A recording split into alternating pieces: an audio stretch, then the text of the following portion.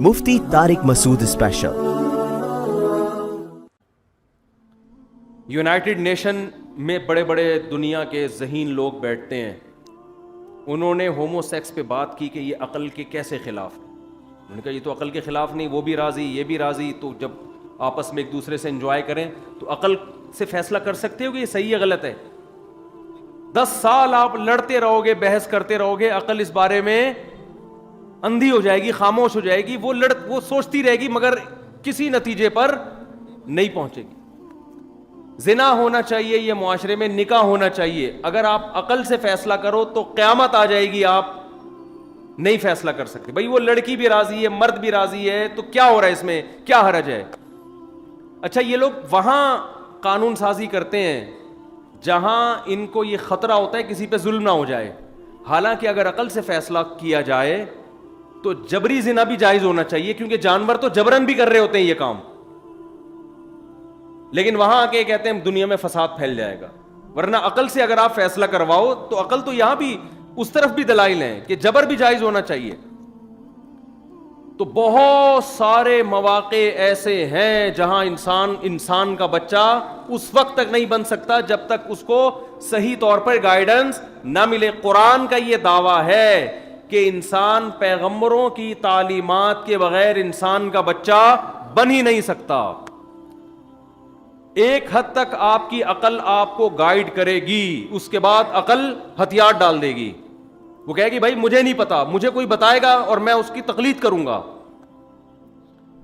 اسی وجہ سے اللہ نے سب سے پہلے شخص کو پیغمبر بنایا ہے، آدم علیہ السلام کو۔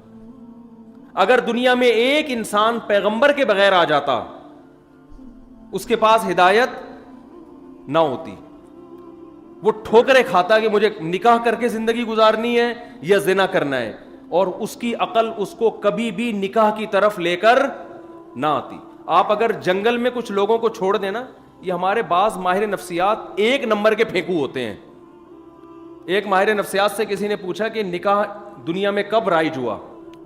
مذہب کے پاس تو اس کا جواب آسان ہے کہ سب سے پہلے تو لوگوں میں نکاح ہی تھا، بعد میں زنا آیا۔ جیسے جیسے دنیا میں عقل پرستی کا دور آیا ہے نا، عقل استعمال کرنا شروع کی ہے، پیغمبروں کی تعلیمات سے دور ہوئے تو زنا عام ہوا ہے۔ آپ جتنا ماضی میں جائیں گے آپ کو نکاح کا رواج اتنا نظر آئے گا، حالانکہ ترقی کم ہے، نالج کم ہے، تعلیم کم ہے، لیکن تہذیب آپ کو نظر آئے گی نکاح والی۔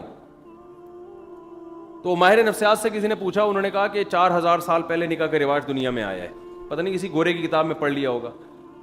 اصولی بات ہے کہ 4000 سال پہلے کیا ساری دنیا کے لوگ بیٹھ کے گول میں اس کانفرنس کی تھی کہ آج سے ہم اس طرح سے ایگریمنٹ کر کے عورت کے ساتھ زندگی گزاریں گے؟ یہ ممکن نہیں ہے کوئی ایسی، کیونکہ اگر آپ لوگوں کو آزاد چھوڑ دو تو 99% لوگ نکاح سے بچیں گے اور زنا کی طرف بھاگیں گے، وہ 99% لوگ۔ اس سے پتہ چلتا ہے کہ ان کو کسی ایک طاقت نے اس پر مجبور کیا ہے، اور وہ پیغمبروں کی طاقت تھی جنہوں نے ان کو معجزے دکھا کر اپنی نبوت پر ایمان لا کر ان کو زنا کے بارے میں ڈرایا کہ یہ کس قدر عذاب ہے اس میں۔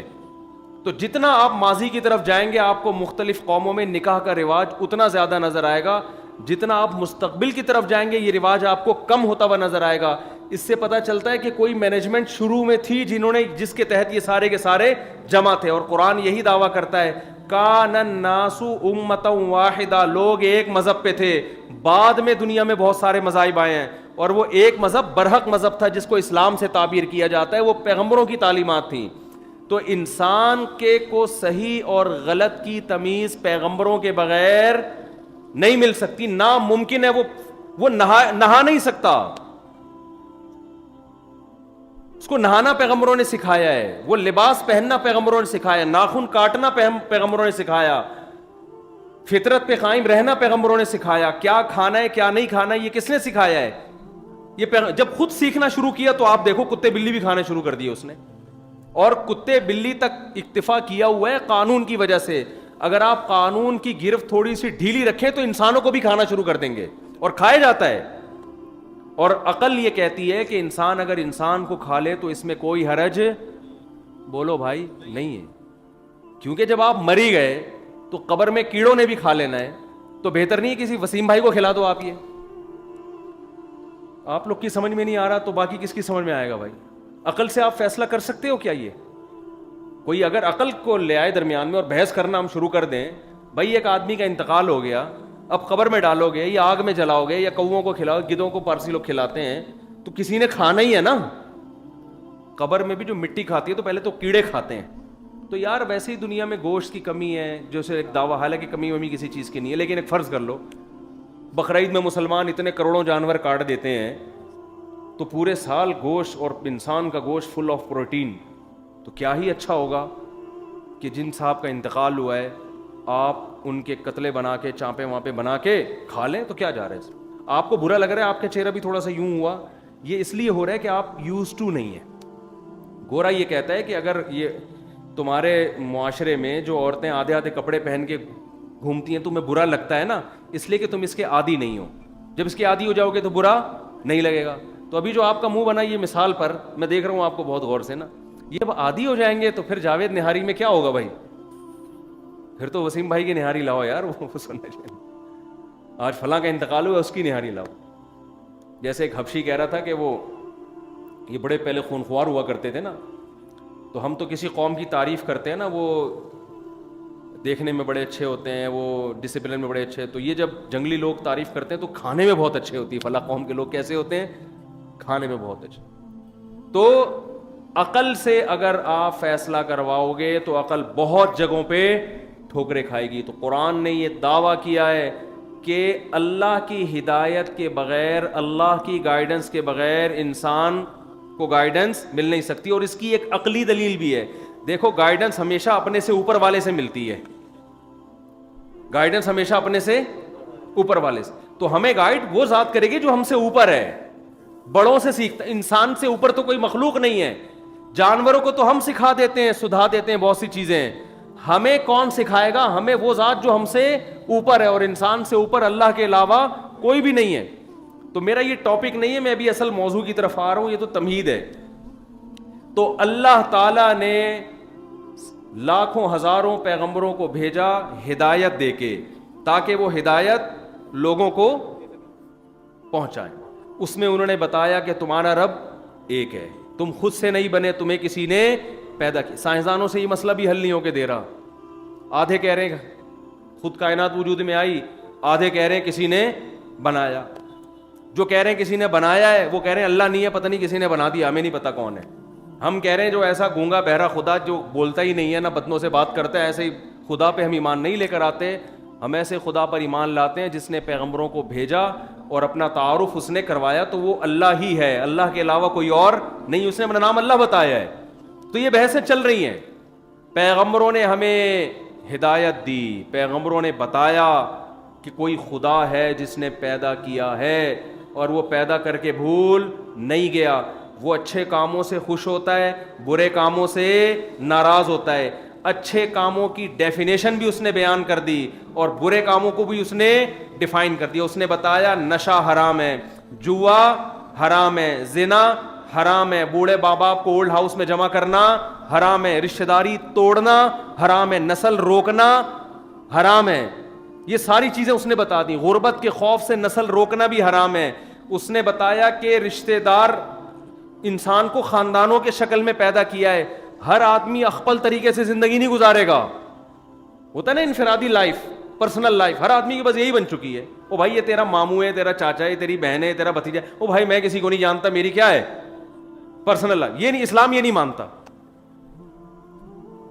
یصلون ما امر اللہ بہ ان یوصل, قرآن کہتا ہے اللہ نے جس رشتہ داروں کو رشتے کو جوڑنے کا حکم دیا ہے اس کو جوڑتے ہیں. اور گورے کے ہاں رشتوں کے نام ہی ختم ہو گئے. چچا کا لفظ ہے انگلش میں, پھپھو کا لفظ ہے, خالو بھتیج, سارے انکل انٹی, سارے رشتے کیا ہو گئے, ایک فادر رہ گئے, وہ بھی تھوڑے دنوں میں مارکیٹ سے شارٹ. تھوڑے تھوڑے فادر اب رہ گئے ہیں, باقی بہت سو کے وہ فادر بھی کیا ہیں, سنگل مدر کا سیٹ اپ چل رہا ہے. وہ بھی چونکہ اب اس کو تو چھپانا ممکن نہیں ہے نا, وہ تو پیدا ہو کے پتہ چل جاتا ہے اس کی اماں ہے, لیکن حقوق اس کے بھی کیا ہو گئے, بولتے کیوں نہیں بھائی, ختم. اس کا کام پیدا کر کے محبت دینا ہے, جب تھوڑا سا بڑا ہوگا تو اماں. یہ جتنے حقوق بن رہے ہیں نا اولاد کے لیے تو بن رہے ہیں, ماں باپ کے لیے حقوق نہیں بن رہے. ابھی ہمارے سینٹ میں بل پاس ہوا نا, آپ کو پتہ ہی ہوگا, کہ باپ بچے کو آنکھیں نہیں دکھا سکتا اور یوں نہیں کر سکتا. میں نے کہا پھر یہ اس بل کا مطلب سیدھا سیدھا یہ ہے کہ آئندہ سے ہمارے ملک میں بچوں کے بجائے باپ پیدا ہوا کریں گے. اب نہیں آ رہی میرا خیال ہے بات صاحب. یعنی باپ کا کام گیس بجلی کے بل دینا بھی, بچوں کی اسکول کی فیسیں دینا بھی ہے, بچے کو گھر پرووائڈ کرنا بھی ہے, اور بچے کی اماں کا بھی خرچہ بچے کی وجہ سے بہت سے لوگ اٹھا رہے ہوتے ہیں. ٹھیک ہے نا, کہ یار چلو جیسی تیسی یہ بچوں کی کیا ہے, ماں ہے. لیکن بچے کو آپ کسی چیز پہ مجبور نہیں کر سکتے, آنکھیں نہیں دکھا سکتے, تو اس کا مطلب بچوں کے بجائے اب کیا پیدا ہوا کرے گا, باپ پیدا ہوں گے.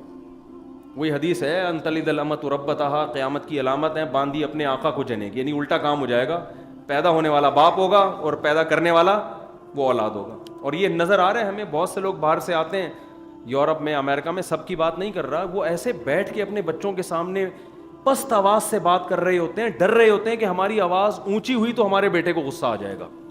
جو اسٹائل بیٹے کا باپ کے سامنے ہونا چاہیے وہ اسٹائل باپ کا کس کے سامنے ہے, بیٹے کے سامنے. یہ میں دیکھ رہا ہوں اپنی آنکھوں سے. آج ایک کسی نے بڑی شاندار بات کی ہے کہ جس بوڑھے باپ کو اپنی جوان اولاد کو ڈانٹتے ہوئے ڈر لگے نا کہ آگے سے کہیں جواب نہ ملے, اس کا مطلب وہ بیٹا نالائق ہے. جس بوڑھی ماں کو یہ ڈر ہو کہ میں نے اپنی بیٹی کو ڈانٹا تو آگے سے مجھے جواب بھی مل سکتا ہے, اس کا مطلب وہ بچی کیا ہے, وہ نالائق ہے, ناشکری ہے. وہ باپ کو شریعت نے یہ رائٹ دیا ہے کہ جب چاہے بچے کو ڈانٹ سکتا ہے, اس کو یہ خطرہ نہ ہو کہ آگے سے مجھے جواب ملے گا. تو خیر, لیکن آپ اگر عقل سے فیصلہ کروائیں تو عقل سے آپ دیکھو کیا ہوتا ہے. سینٹ میں بل پاس ہو رہے ہیں اور پتہ نہیں کیا کیا چیزیں بنتی چلی آ رہی ہیں. تو قرآن بڑی خاندانی بات کرتا ہے. قرآن کیا کہتا ہے, ہدایت صرف کس کے پاس ہے, صحیح گائیڈ تمہیں صرف کون کرے گا, پیغمبر, یعنی اللہ کرے گا. کس کے ذریعے, پیغمبروں کے ذریعے. تو محمد صلی اللہ علیہ وسلم سے پہلے بھی اللہ نے پیغمبر بھیجے بہت سارے, جو آئے ہدایت کو لے کے, جنہوں نے بتایا یہ غلط ہے. دیکھو یہ فضائل آپ کو صرف پیغمبر بتائیں گے کہ ایک دفعہ ایک شخص اپنی بوڑھی ماں اور بوڑھے باپ کے سرہانے ساری رات دودھ کا پیالہ لے کے کھڑا رہا, اس پہ اللہ نے اسے بہت بڑی مصیبت سے نکال دیا. یہ فضائل آپ کو میڈیکل سائنس کی کتابیں نہیں بتائیں گی, یہ آپ کو فزکس اور کیمسٹری, یہ باتیں آپ کو سائنٹسٹ نہیں بتائیں گے. تو بھائی یا تو بالکل ادھر ہو جاؤ, اسلام اگر صحیح ہے تو پھر A to Z صحیح ہے, اور اسلام صحیح نہیں ہے تو پھر وہی ہے کہ وہ ایک صاحب سے میری ملاقات ہوئی ملیشیا کے ساحل پر نا, مجھے وہ غیر مسلم سے لگ رہا تھا. میں نے کہا آپ کیا ہیں, تو مجھے ایک نئے لفظ سے میں متعارف ہوا.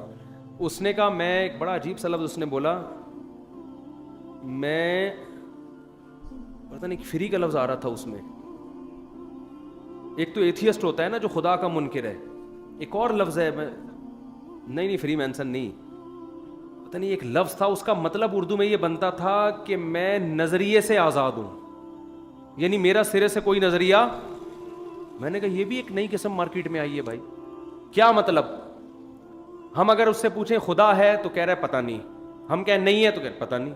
ایتھیسٹ تو خدا کے منکر ہے نا, وہ کہہ رہے ہیں میں خدا کا منکر بھی نہیں ہوں, میں اس بحث میں پڑھتا ہی نہیں کہ خدا ہے یا نہیں ہے, اسلام صحیح ہے یا نہیں ہے. یہ بھی ایک ٹینشن ہے نا پڑھنا.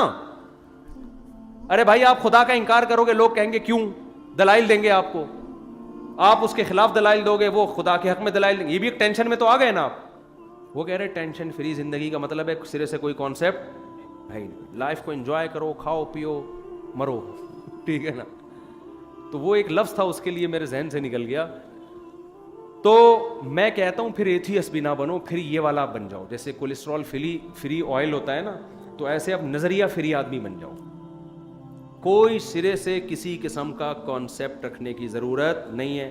ابا کے حقوق کیا ہے, بولا ابا کی ٹینشن لینے کی ضرورت ہے ہی نہیں. ہم ایک اتفاقی حادثے کے نتیجے میں پیدا ہوئے ہیں, اتفاق سے والدین کا ملاپ ہو گیا تھا تو ہم وجود میں آ گئے. ابا کے کوئی حقوق نہیں ہے. جیسے اللہ نہ کرے مثال تو بہت ہی بیہودہ ہے لیکن ہے بالکل صحیح, گدھا گدھی کا ملاپ ہوتا ہے تو ایک گدھا پیدا ہو جاتا ہے, تو گدھا پوچھتا ہے کہ گدھے کے کیا حقوق ہیں میرے ابا کے, پوچھتا ہے کیا, وہ کہتا ہے وہ ہیں آپس میں ایک سائنسی, ایک یوں سمجھیں کہ ایک سائنس یہ کہتی ہے کہ جب مذکر مؤنث کا ملاپ ہوگا تو اسی قسم کی چیزیں مارکیٹ میں آئیں گی. تو ہوا تھا تو ہم بھی آ گئے. اتفاق کا تو یہی مطلب ہوتا ہے نا. تو یہی اتفاق ماں باپ میں بھی ہو سکتا ہے. تو ابا کا اور اماں کے حقوق کیا ہوتے ہیں بھائی؟ آپ کیسے چلو ابا اماں نے تو دودھ پلایا, تو کہہ رہے ہیں وہ گدھی بھی تو اپنے بچے کو دودھ پلاتی ہے, وہ یاد رکھتا ہے گدھا پھر اس کو؟ بکری بھی دودھ پلاتی ہے, یاد وہ تو نیچرل ہے.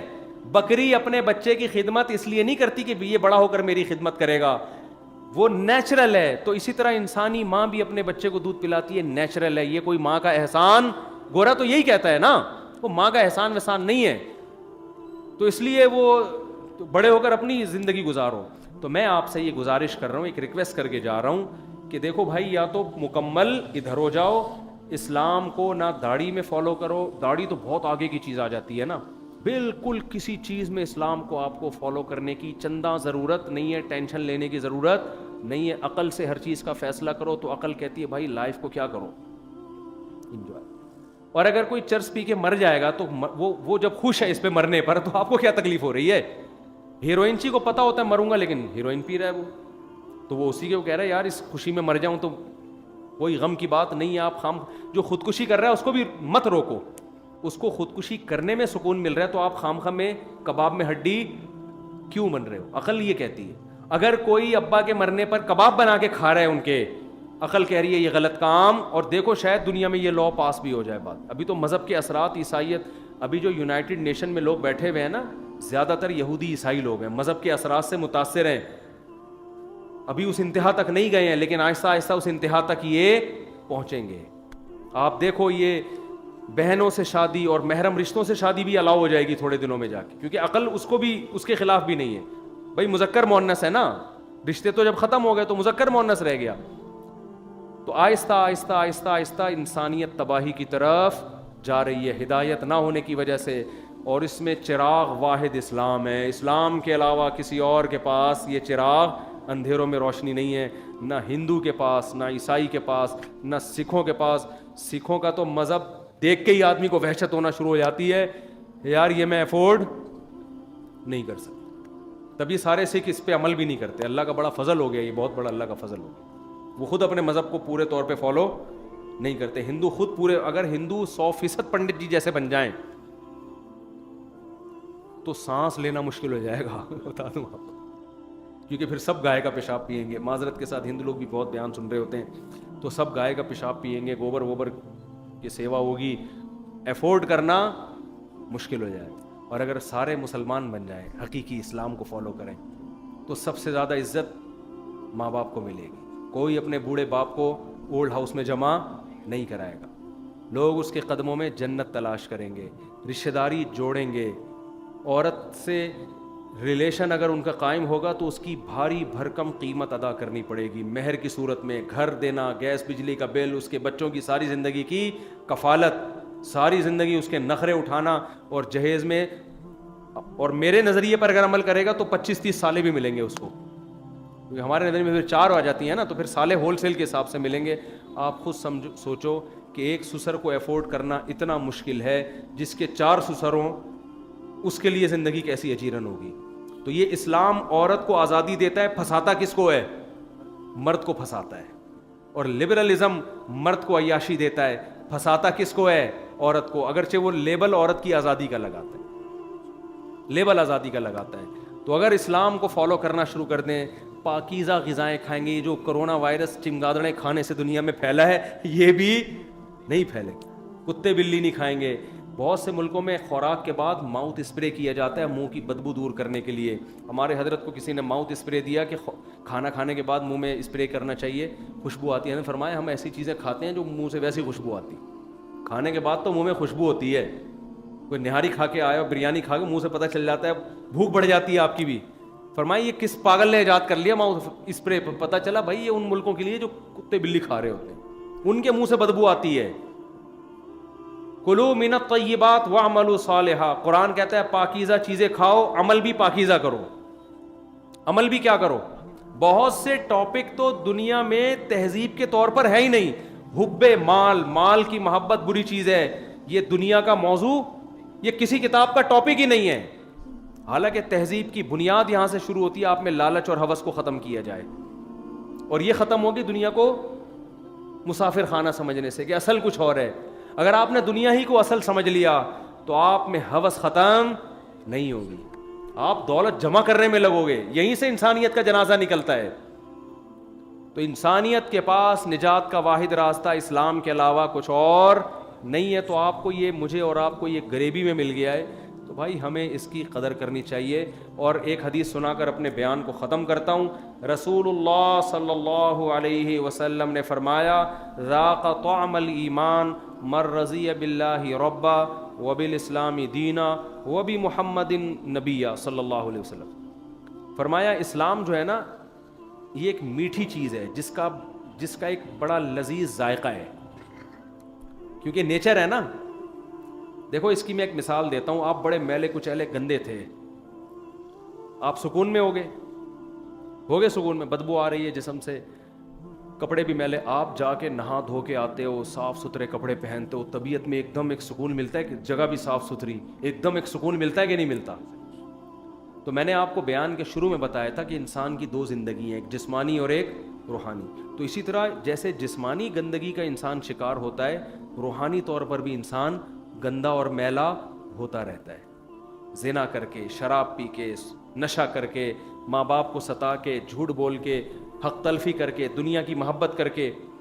تو جب انسان اسلام پہ چلتا ہے تو بالکل ایسے ہی جیسے کوئی میلا کچیلا آدمی نہا دھو کے پاک صاف ہو اس کو سکون ملتا ہے, تو نبی کی حدیث کا مفہوم ہے جو مکمل اسلام کو فالو کرے گا اسے بھی اسلام کی مٹھاس اور ذائقہ محسوس ہوگا, اسے مزہ آئے گا اس میں. تو فرمایا ذاق طعم الایمان, وہ ایمان کا ذائقہ چکھے گا. یہ نہیں فرمایا جو اسلام پہ چلے گا, نا نا نا نا نا, اسلام پہ تو ہم سبھی چل رہے ہیں. فرمایا مر رضی باللہ ربا, جو اس بات پہ مطمئن ہو گیا کہ خدا میرا رب ہے. بس راضی کا مطلب اب مطمئن ہے, اب مجھے کچھ بھی اللہ کے علاوہ کسی اور سے پوچھنے کی ضرورت نہیں ہے. یہ الاؤڈ ہے یا ناٹ الاؤڈ ہے تو میں سب سے پہلے کس سے پوچھوں گا؟ اسلام, اللہ سے. وبالاسلامی دینا, اور دین میرے پاس صرف اسلام ہے, کوئی اور لا نہیں. اور محمد صلی اللہ علیہ وسلم نبی ہے, کیا مطلب؟ آپ کے ارشاد کے آگے کسی دوسرے کا ارشاد نہیں چلے. آپ نے کہہ دیا حرام تو بس کیا ہے حرام, آپ نے کہہ دیا حلال تو بس کیا ہے. اچھا حلال کو بھی حلال سمجھنا ہے, عقل مند کے لیے اشارہ کافی ہے, اب میں زیادہ نہیں جاؤں گا اس میں. جس کو حرام کہہ دیا اس کو کیا سمجھنا ہے؟ حرام. اور جس کو حلال کہہ دیا اس کو کیا سمجھنا ہے؟ حلال سمجھنا ہے.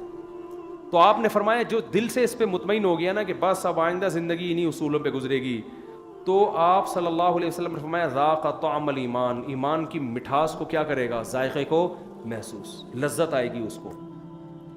ہمیں جو ٹینشن ہو رہی ہے نا اس لیے کہ ہم آدھے تیتر اور آدھے بٹیر بنے, پتہ ہی نہیں چل رہا کہ یہ انگریز کا پٹھو ہے یا یہ مسلمان گھرانے میں پیدا ہوا ہے. تو آدھے آدھے چل رہے, اس کی وجہ سے ٹینشن ہو رہی ہے. اللہ سے دعا ہے کہ اللہ اس اسلام پر اطمینان نصیب فرمائے اور قدر کرنے کی توفیق عطا فرمائے. سبحانک اللہم و بحمدک نشہد ان لا الہ الا انت نستغفرک و نتوب الیک.